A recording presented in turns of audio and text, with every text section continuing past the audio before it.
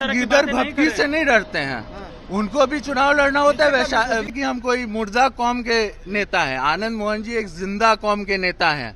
मांझी जी के यहाँ नहीं जाएंगे, आनंद मोहन जी के यहाँ नहीं जाएंगे। हम भी तो गठबंधन में थे ना। चिराग पासवान को लेकर के बात कही है, उसको लेकर के बड़ी नाराजगी है। आरजेडी ने कहा कि माफी मांगनी चाहिए।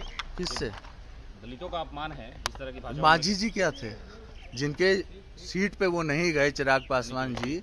तो मांझी जी क्या है? मांझी जी भी दलित हैं। उनकी बहू चुनाव लड़ रही थी और वहां पर आपने देखा कि किस तरीके से जो है आपको एक व्यक्ति वहां से गायब दिखाई दिए।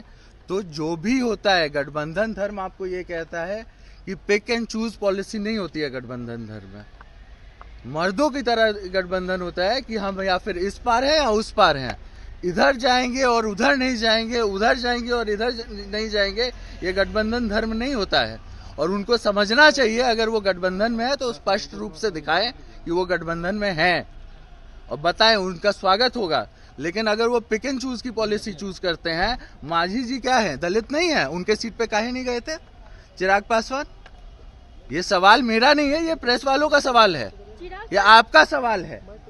हाँ, और ये सवाल पूरे बिहार का है, ये गठबंधन का सवाल है। चिराग पासवान का संगीन आरोप में सीएम नीतीश की कृपा से बाहर आए। अरे चिराग पासवान जी को याद रखना चाहिए कि उनके पिताजी और मेरे पिताजी के कितने मधुर रिश्ते थे। उनको शायद याद नहीं होगा। हाँ, उनको याद रखना चाहिए। और मेरे पिताजी ने एक सवाल किया था, एक ऐसा सवाल किया था जो गठबंधन में रहते हुए उन्होंने उचित समझा ये सवाल करना है। क्या बोला था मेरे पिताजी ने? यही बोला था कि अगर आप गठबंधन में हैं तो स्पष्ट कीजिए। अगर आप पिक एंड चूज की पॉलिसी मत कीजिए। आज इधर जा रहे हैं, कल उधर जा रहे हैं। मांझी जी के यहाँ नहीं जाएंगे, आनंद मोहन जी के यहाँ नहीं जाएंगे। हम भी तो गठबंधन में थे ना। हम तो ये सरकार बचाए हुए हैं। मेरी माँ जब लड़ रही थी तो चिराग पासवान अपना गठबंधन धर्म का पालन क्यों नहीं किया? क्यों नहीं आए उधर? मांझी जी भी, अगर इतनी बड़ी बात हो गई तो मांझी जी के चुनाव में क्यों नहीं गए वो? उनको तो जाना चाहिए गठबंधन धर्म क्या कहता है।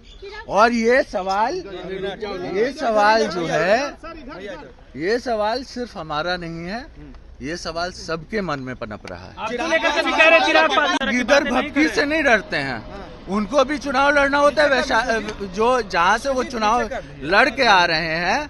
क्या हम कोई ऐसा नहीं है कि हम कोई मुर्दा कौम के नेता हैं। आनंद मोहन जी एक जिंदा कौम के नेता हैं, है ना। इधर भपकी से हम लोग डरते नहीं हैं।